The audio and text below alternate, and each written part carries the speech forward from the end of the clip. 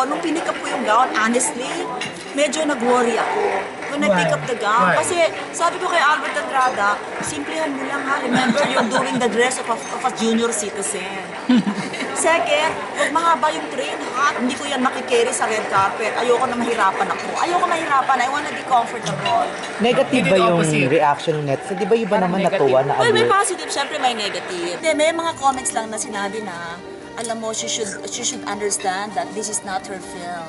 She's only doing a cameo role. Sino naman nasabi? I agree. Mayroong nag-post na I didn't like the idea that it's not even her film. She's not even in the title role and she was like so dressed inappropriately. Parang ganun. Parang ganun yung comments. Overwhelmed ako. Uno, hindi ko talaga akalain na ganun ang response kasi nga dapat na ang focus nila is the film na Brillante made it again. Reception ba nung nagre-red carpet ka? Feeling mo talaga nakanakaw ka ng eksena? Hindi. Yung ano yung... No! Hindi ko inisip yun. Hindi nila alam walang effort yun. Yung makeup ko, ako lang nag-makeup. Yung buhok ko, walang blower, yun pa rin.